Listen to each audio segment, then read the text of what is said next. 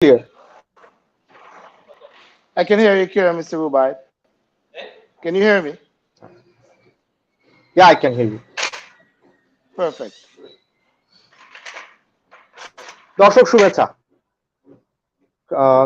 ক্রিকফ্রেঞ্জি lockdown লাইভের আরো একটা এপিসোড নিয়ে আমি রুবাইদ ইফতেখার হাজির হয়ে গেছে আপনাদের সামনে। আজকে আমার সাথে রয়েছেন খুব স্পেশাল একজন গেস্ট, কিংস্টন জ্যামাইকা থেকে আমার সাথে এই মুহূর্তে যোগ দিয়েছেন ওয়েস্ট ইন্ডিজ ক্রিকেট বোর্ডের সাবেক প্রধান ডেভ ক্যামেরন, যিনি আইসিসির সভাপতি পদে লড়তে যাচ্ছেন। এই কিছুদিনের মধ্যেই ইলেকশনটা হবে এবং আমরা আজকে তার সাথে আইসিসির নানা দিক, ইলেকশনের নানা দিক এবং গ্লোবাল ক্রিকেটের নানা দিক নিয়ে কথা বলবো। সো দেরি না করে আমরা ইন্টারভিউটা শুরু করি। ডেভ ইতিমধ্যে কিন্তু আমাদের সাথে সংযুক্ত হয়ে গেছেন। Dave, welcome to the show. A very good morning. Thank you very much. Very good evening to you in Bangladesh and all of you listeners, followers all over the world. Happy to be on your show, Mr. Rubai. Thank you, Dave. Thank you very much. Let's kick off the show with the common things. The world is going through a very deep crisis. The corona epidemic is everywhere. How your country is doing? How you guys are coping up with this?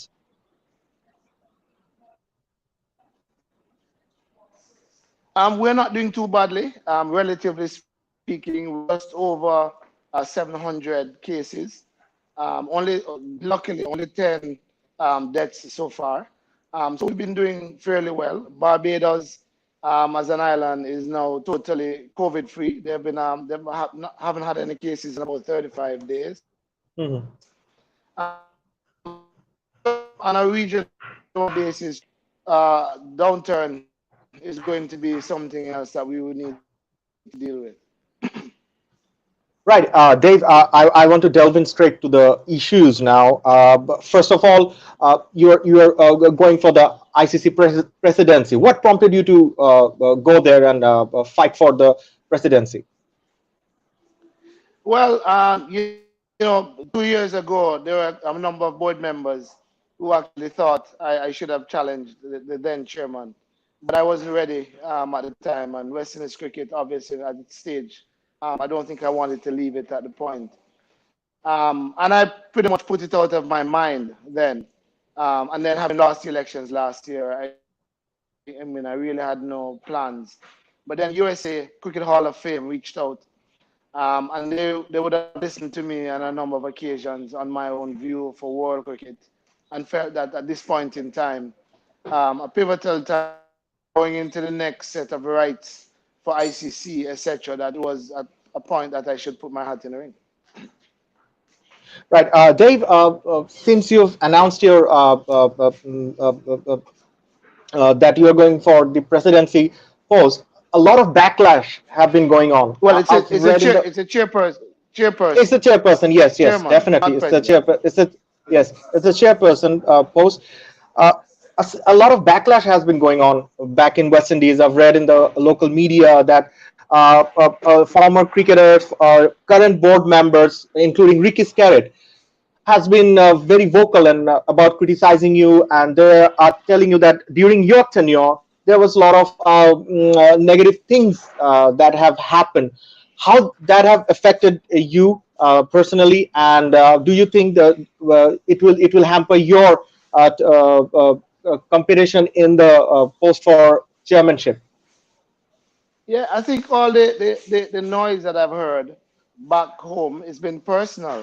I would like them to Mm, show me in terms of my performance. We won 3 championships under my tenure. I was able to mm, provide the board with its own home in Antigua, first ever. We came out in the black at the end of my entire tenure. So apart from the personalities and the issues that players had with me, so I made a distinction because we changed the system back in 2015, which is what has produced 2014, which is what has produced the players that we have now in the UK on show that the entire world believes has a very good chance against England. And so we had to change the system, and change is difficult. Some persons reacted to the change very differently, and it's one of those things. And it's that kind of fortitude that I'd like to take to the ICC chairmanship, because I think world cricket needs a change from the current direction. Exactly. Now let us talk about some of your candidacy aspirations. What you're going to do? What are your plans? First, let me ask you. There's a lot of talk going on about the new normal. During this COVID pandemic, the new normal. We have to all adapt to it. How do you think cricket adapting to it? How do you see the game of cricket adapting to the I new it's normal, the it's new regulations? Well, we haven't had an international game since. The first one will be in a couple of days. West Indies, Mhm. England. And like I said, I just want to make the point. We now have a competitive team, and I really hope we do well in the UK. A couple of years back, Colin Graves, the other aspirant, my understanding, said that West Indies was a mediocre team. I don't think after winning last year, he has the same views. So going Mhm. forward, dealing with this pandemic is going to be a challenge. But as we go by day, we will then see and be able to change strategies, etc. The challenges around saliva, that kind of thing, using on the ball is a challenge. What are we going to replace it with? Do we need to replace it with something, or do we need to change the ball earlier because it may get scuffed up earlier? Those are things that we will have to look at going forward to determine exactly how we will deal with that. The matter of tea and everybody congregating in one area, we're going to probably have to change that protocol. That you go to the changing room and you stay in your own little space and that kind of thing. So we will see as we go along at the international level exactly what we need to do, what has worked, and what we need to improve on. Right, Dave. Another thing is during this epidemic, as you rightly put, that there have been no cricket on the field, and a lot of cricket boards have struggled financially. We've seen the likes of ACB cutting down their staff numbers. Bangladesh is also in a stagnant way. Cricket boards are suffering all over the world. What are your plans if you are selected to the chairmanship to get them out of these dire situations? Well, I'm not so sure that I can help them today, but I believe that the ICC needs to take a different look at world cricket. Hmm. Domestic cricket, in my mind, is the most is the best asset today. The Bangladesh Hmm. Premier League, IPL, the Big Bash, CPL. These leagues Right, are growing right. financially. Hmm. ICC's own plans are to have more events.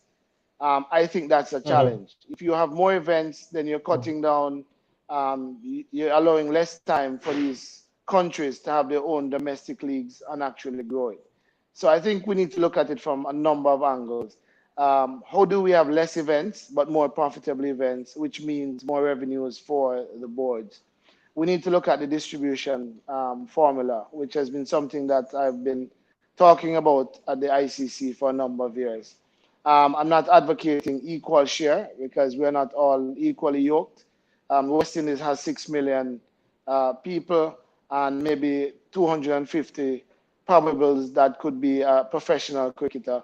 India has 1.3 billion people with 50 something stadia to manage, and Bangladesh 200 million. So I'm not advocating equal Hmm. share, but there needs to be a way of also providing merit incentives for boards that do well. So, for example, in 2016, we won 3 championships, and West Indies Cricket Board did not Hmm. benefit financially. And so, if you're running a sport and you're in business, then there has to be ways that better performing teams can actually make more money, or at least drive your revenues. And winning, being successful, has not been. We've seen that has worked for West Indies.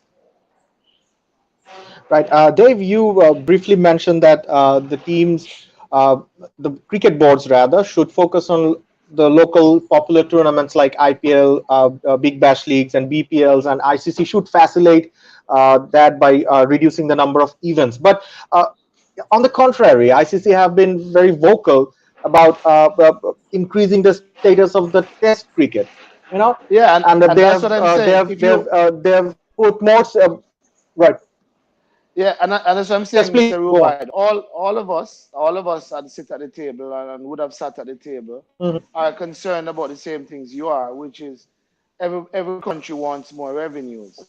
But I'm saying to you that the domestic tournaments are actually more profitable than the ICC event. And that's simply because the domestic Mhm. tournaments, the IPLs, etc., you are able to put the best against the best. And so every game is competitive. And Mhm. fans want to see competitive cricket. Mhm. International cricket is not competitive between, let's say, 7 or 8 teams.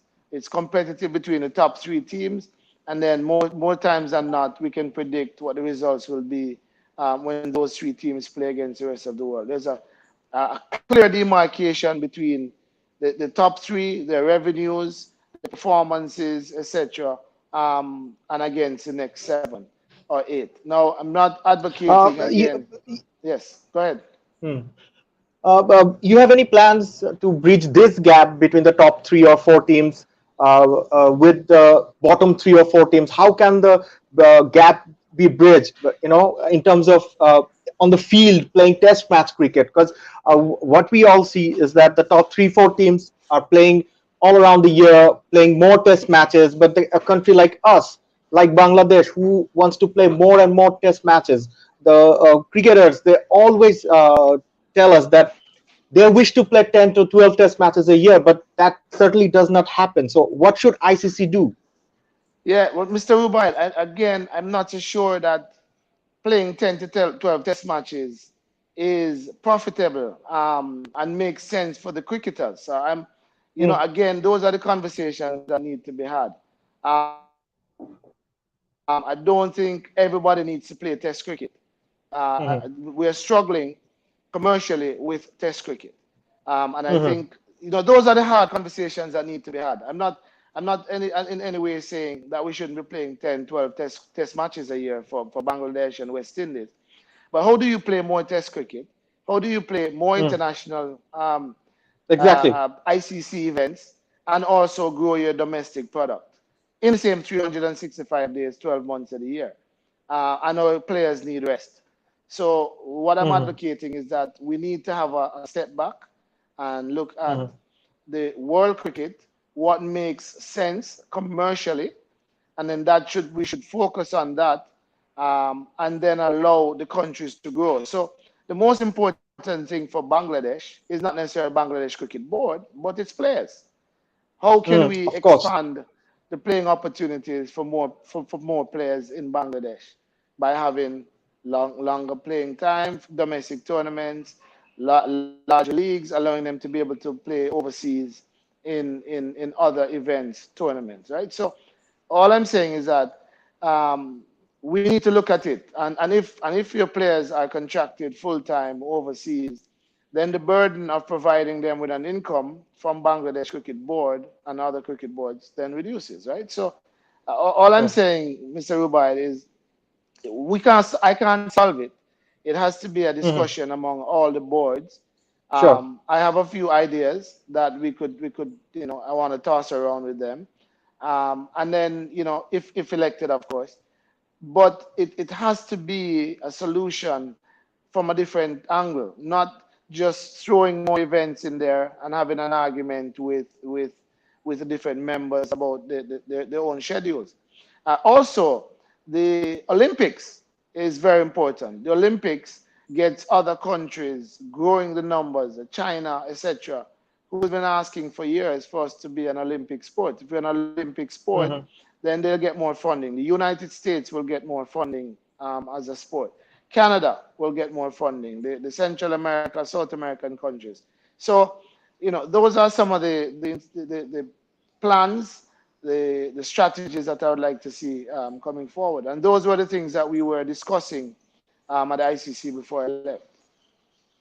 Right, Dave. It's interesting that you've mentioned the U.S. and China, the huge two markets which have been, rarely touched by ICC and cricket. But my question was that I was going to ask you next was similar to this, what you've just said, that ICC have rarely touched the huge markets of the USA and China, and we've only seen sporadic appearances of cricket tournaments, exhibition matches here and there. So, do you think it would be the right time for ICC to play some global tournaments in these huge markets? Like, for example, in USA, they can have a global tournament like the ICC Knockouts or the Champions Trophy. Your thoughts on that?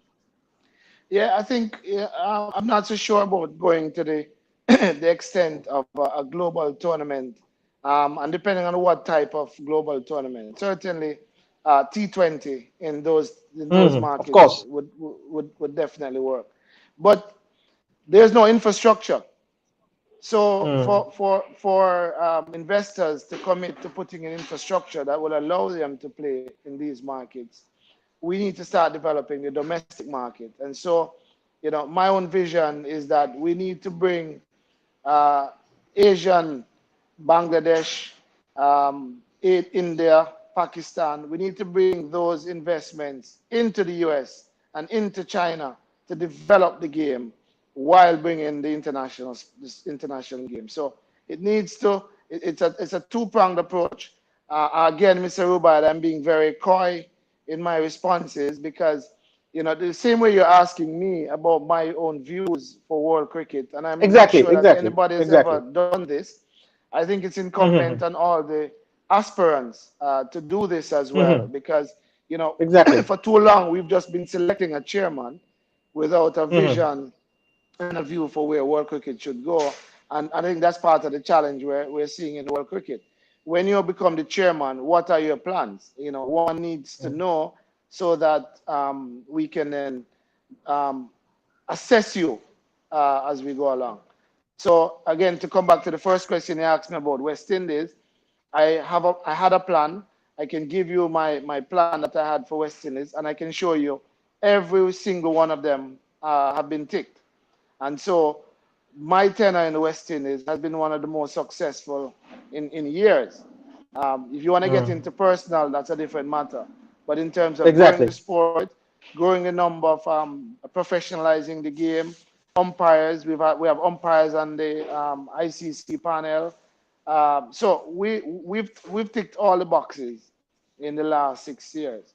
And that's what I think all the aspirants should be able to come on a show wherever and to tell the world exactly how their views on world cricket and how they intend to grow the sport, and not just about their own geographies or their own country from whence they come. Right, Dave. It's wonderful to hear such nice ideas from chairman aspirant like you. Uh, During your tenure, West Indies not only flourished in the shorter formats of the game, like the T20s and ODIs. I'm coming back to the Test matches again because there's a huge number of interest in Bangladesh about playing more and more Test matches. But Okay. you seem someone who doesn't see the future of cricket in Test matches, and you see the future of the game in the shorter formats. I understand that, but No, ICC I'm not research. saying that. No, I'm not saying that. There are countries like Bangladesh with a growing. I've always said that Bangladesh is the next frontier in Asia for cricket. I mean, the economics in Bangladesh is growing at an alarming pace, not only for cricket, but obviously financially, economically, and Bangladesh is doing very, very well. So I always saw Bangladesh as a new frontier. Now, if Bangladesh can afford to play Test cricket at home, then it should play Test cricket. Um, but the model that exists today, where if I come over and play 5 Test matches with Bangladesh, West Indies doesn't get paid a dollar. So while it's okay for Bangladesh to play 5 Test matches and make money because you are in a a developing nation and growing economy, West Indies would lose a tremendous amount of money. They will have to pay their players. They'll have to get the teams to Bangladesh. The only thing that you pick up when you get to Bangladesh is your per diem and room and board. Okay, so that model has to Right. change. That model has to change. So if Bangladesh says we will share the revenues with you because we're a profitable country to come and play 5 test matches, then absolutely. But I'm saying that the current model that exists for world cricket is not sustainable for smaller countries, the Zimbabwe, West Indies, New Zealand, etc. And so, as a country, you should not be forced to play Test cricket because it is part of the schedule, but rather elect to play Test cricket if it is profitable and desirable for your own country. Right, Dave. Wonderful answers. This is going to be my last question to you. I'm going to again take you back to your chairmanship aspirations and the votes that you need, to get elected as the chairman. What are your expectations from the cricket boards? How many votes you are expecting, and what are your expectations from the Bangladesh cricket board?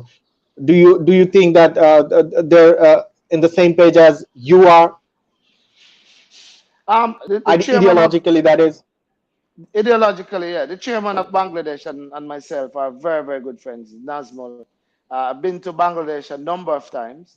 As a matter of fact, in 2014, it might have been, The he T20 took World us Cup? on a, yes, he took us on a tour in a private jet Mhm. with myself and the former chairman of the ICC, Alan Isaacs, president at the time it was, took us on a tour of Bangladesh to Sylhet and all of these grounds. So it was a wonderful experience. I've actually had a chance to see Bangladesh from a different angle. But I don't want to speak to the votes at this point in time. I think we need to understand the process. My own view is that we want to get nominated. Once we get nominated, then we start campaigning. Right now, it's really about, are these boards listening? Do they want change?